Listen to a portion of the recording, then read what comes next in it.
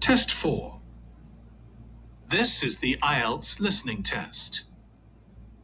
You will hear a number of different recordings, and you will have to answer questions on what you hear. There will be time for you to read the instructions and questions, and you will have a chance to check your work. All the recordings will be played once only. The test is in 4 parts. At the end of the test, you will be given 10 minutes to transfer your answers to the answer sheet. Now turn to Part 1.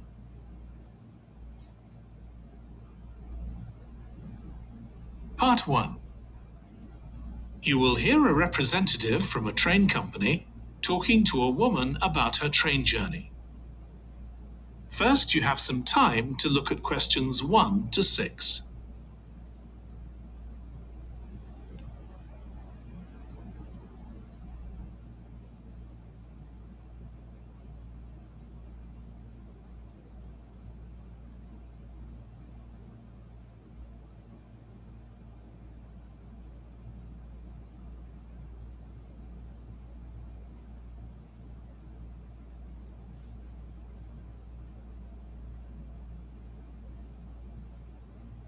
Now listen carefully and answer questions 1 to 6.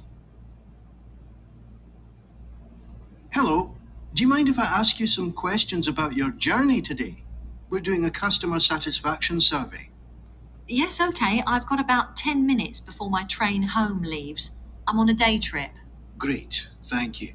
So, first of all, could you tell me your name? It's Sophie Bird. Thank you. And would you mind telling me what you do? I'm a journalist. Oh, really? That must be interesting. Yes, it is. So, was the reason for your visit here today work? Actually, it's my day off. I came here to do some shopping. Oh, right. But I do sometimes come here for work. Okay. Now, I'd like to ask some questions about your journey today, if that's okay. Yes, no problem. Right. So, can you tell me which station you're travelling back to? Stormfirth, where I live. Can I just check the spelling? Staunfirth?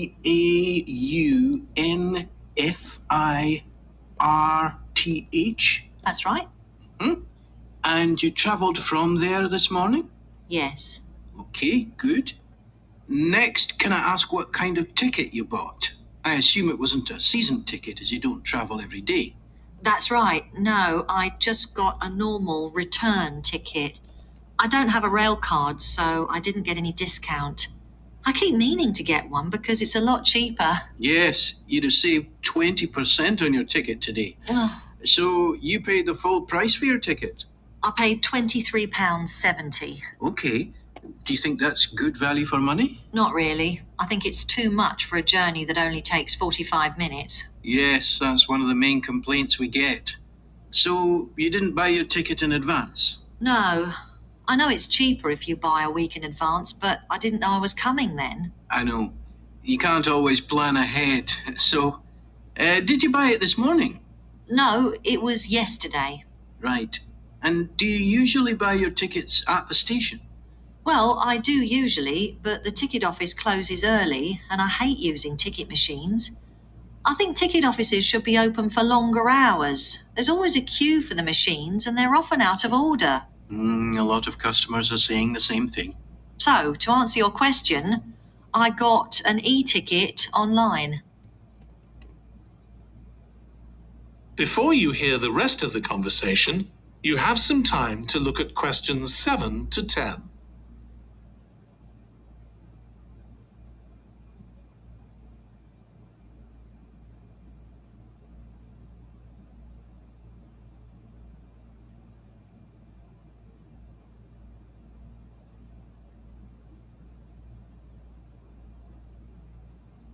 Now listen and answer questions 7 to 10. Okay, thank you. Now, I'd like to ask you about your satisfaction with your journey. So what would you say you were most satisfied with today? Well, I like the Wi-Fi on the train. It's improved a lot. It makes it easier for me to work if I want to. That's the first time today anyone's mentioned that. Oh. It's good to get some positive feedback on that. Mm. And is there anything you weren't satisfied with? Well, normally the trains run on time and are pretty reliable, but today there was a delay. The train was about 15 minutes behind schedule. Okay, I'll put that down. Now, I'd also like to ask about the facilities at the station. You've probably noticed that the whole station's been upgraded. What are you most satisfied with? I think the best thing is that they've improved the amount of information about train times, etc., that's given to passengers. It's much clearer. Before, there was only one board and I couldn't always see it properly, which was frustrating. That's good. And is there anything you're not satisfied with? Let's see. I think things have generally improved a lot. The trains are much more modern and I like the new cafe. But one thing is that there aren't enough places to sit down, especially on the platforms. Okay, so I'll put seating down, shall I, as the thing you're least satisfied with? Yes, okay. Can I ask your opinion about some of the other facilities? Mm-hmm. We'd like feedback on whether people are satisfied, dissatisfied, or neither satisfied nor dissatisfied. Okay. What about the parking at the station? Well, to be honest, I don't really have an opinion, as I never use it. So neither satisfied nor dissatisfied for that, then? Yes, I suppose so. Okay, and what about... That is the end of part 1. You now have 1 minute to check your answers to part 1.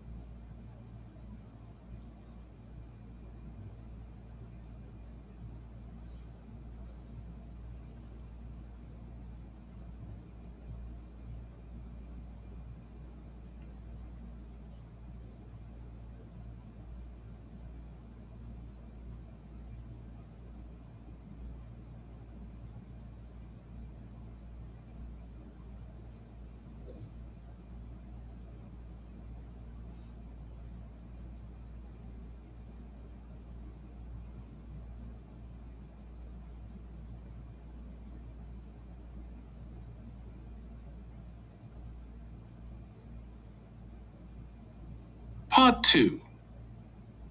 You will hear the chair of a committee on park facilities addressing her local town council about changes that have been made to the park. First, you have some time to look at questions 11 to 16.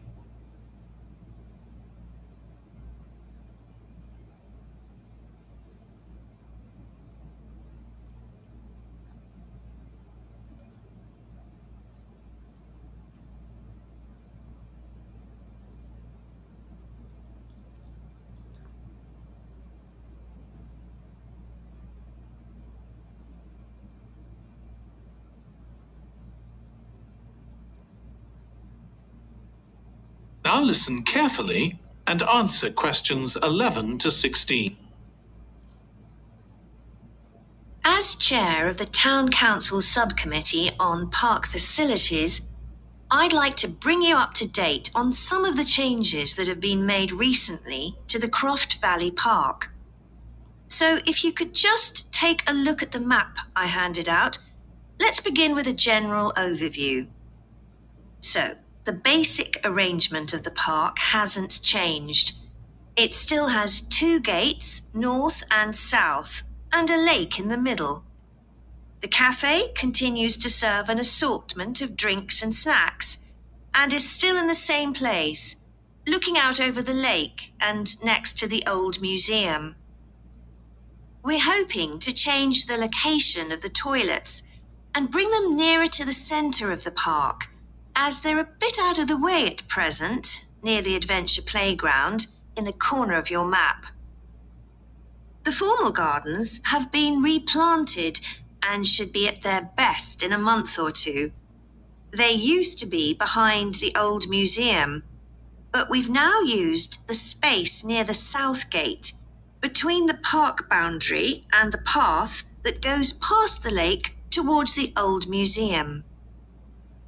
We have a new outdoor gym for adults and children, which is already proving very popular. It's by the glass houses, just to the right of the path from the south gate. You have to look for it as it's a bit hidden in the trees. One very successful introduction has been our skateboard ramp. It's in constant use during the evenings and holidays. It's near the old museum, at the end of a little path that leads off from the main path between the lake and the museum. We've also introduced a new area for wildflowers to attract bees and butterflies. It's on a bend in the path that goes round the east side of the lake, just south of the adventure playground. Before you hear the rest of the presentation, you have some time to look at questions 17 to 20.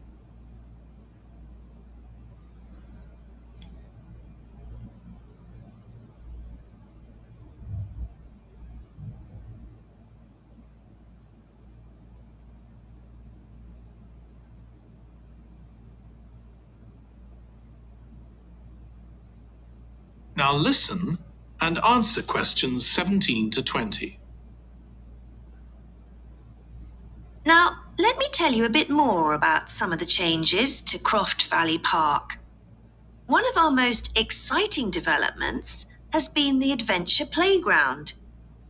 We were aware that we had nowhere for children to let off steam and decided to use our available funds to set up a completely new facility in a large space to the north of the park. It's open year-round, though it closes early in the winter months, and entrance is completely free. Children can choose whatever activities they want to do, irrespective of their age. But we do ask adults not to leave them on their own there. There are plenty of seats where parents can relax and keep an eye on their children at the same time. Lastly, the glass houses. A huge amount of work has been done on them to repair the damage following the disastrous fire that recently destroyed their western side. Over £80,000 was spent on replacing the glass walls and the metal supports, as well as the plants that had been destroyed, although, unfortunately, the collection of tropical palm trees has proved too expensive to replace up to now. At present, the glass houses are open from 10 a.m. to 3 p.m. Mondays to Thursdays, and it's hoped to extend this to the weekends soon. We're grateful to all those who helped us by contributing their time and money to this achievement. The gardens have really been... That is the end of part 2. You now have 30 seconds to check your answers to part 2.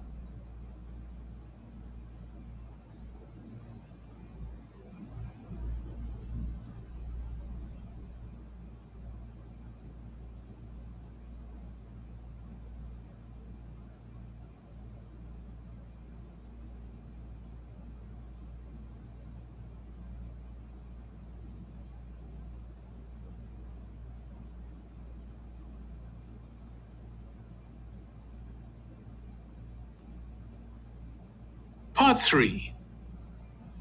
You will hear 2 students of social history, called Annie and Jack, discussing their presentation about refrigeration. First, you have some time to look at questions 21 to 24.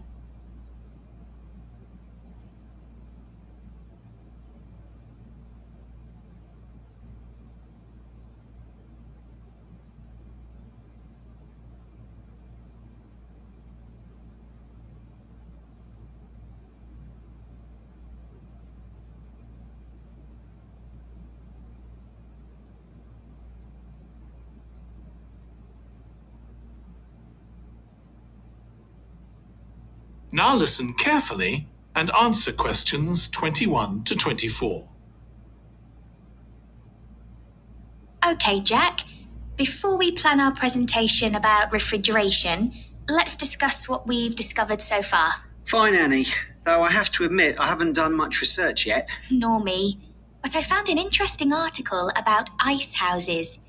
I'd seen some 18th and 19th century ones here in the UK, so I knew they were often built in a shady area or underground, close to lakes that might freeze in the winter.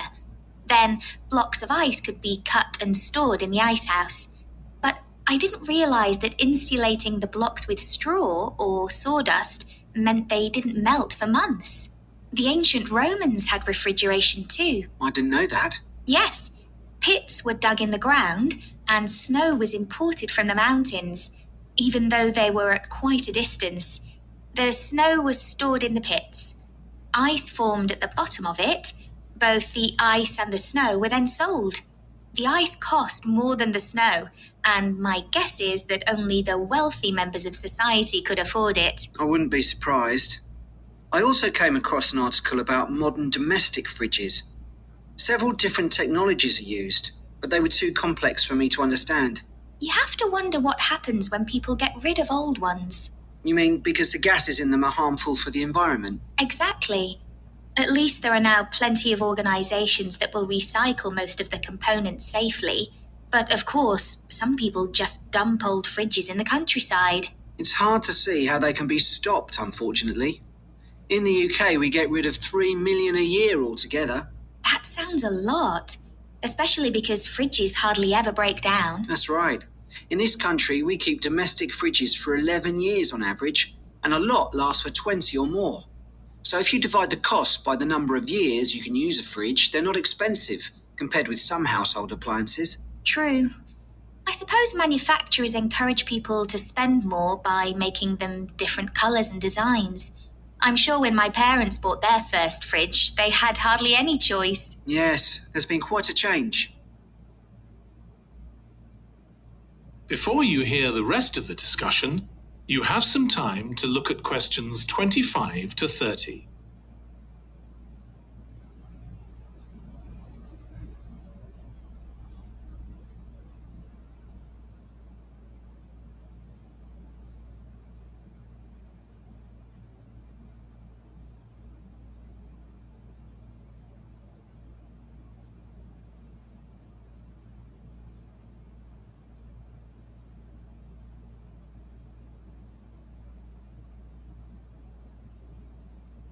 Now listen and answer questions 25 to 30.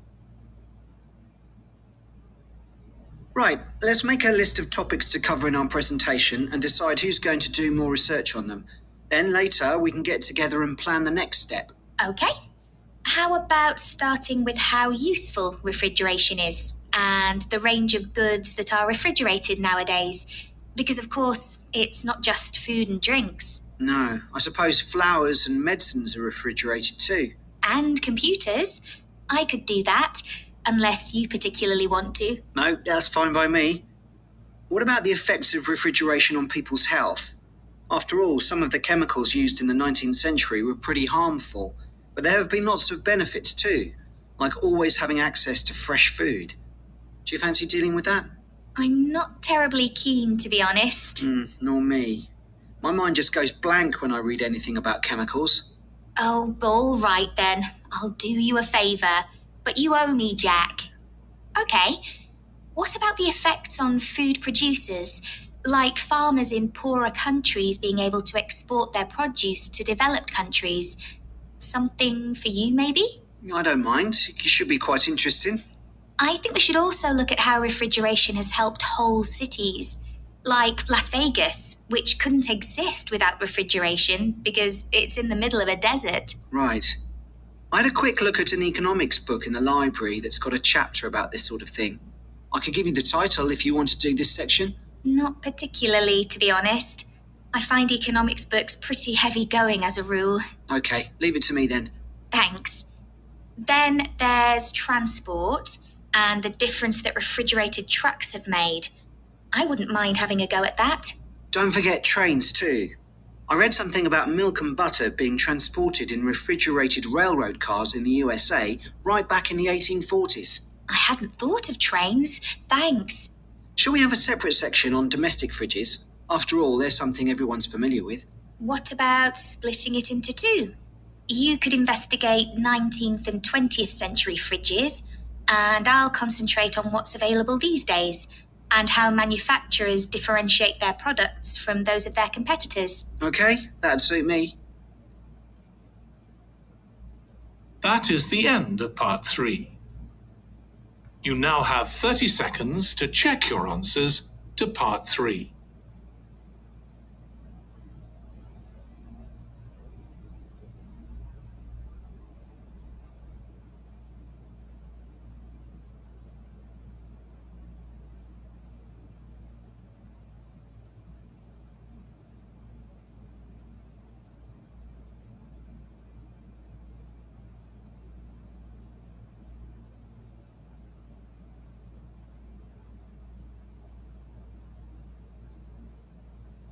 Part 4. You will hear a history student giving part of a presentation about changes in British society in the 19th century. First, you have some time to look at questions 31 to 40.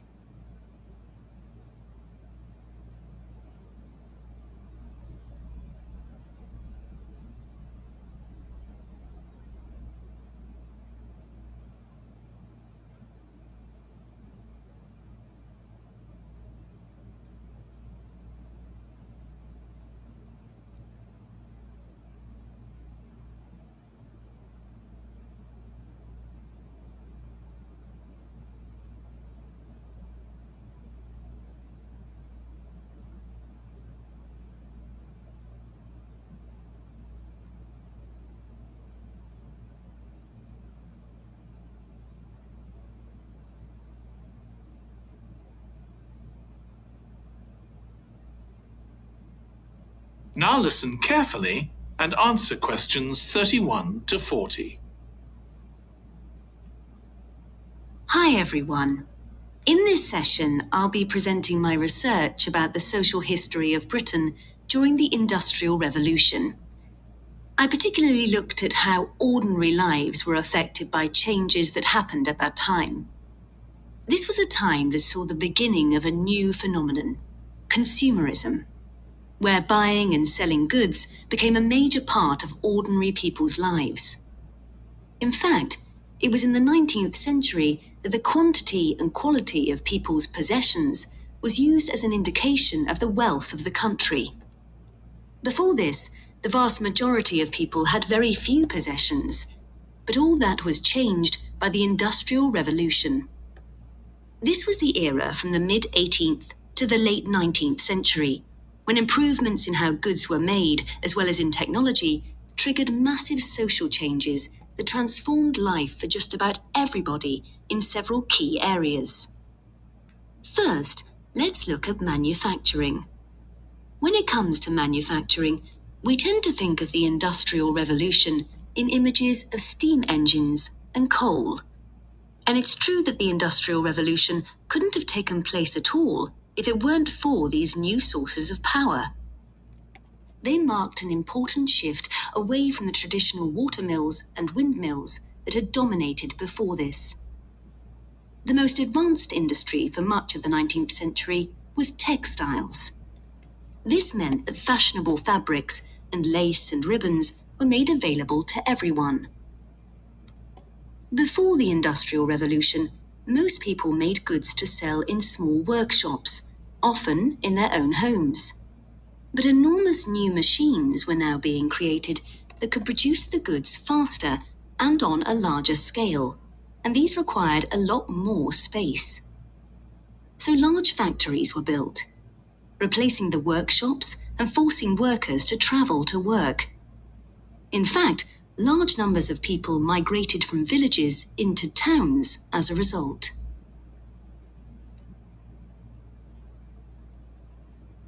As well as manufacturing, there were new technologies in transport, contributing to the growth of consumerism. The horse-drawn stagecoaches and carts of the 18th century, which carried very few people and goods and travelled slowly along poorly surfaced roads, were gradually replaced by the numerous canals that were constructed. These were particularly important for the transportation of goods.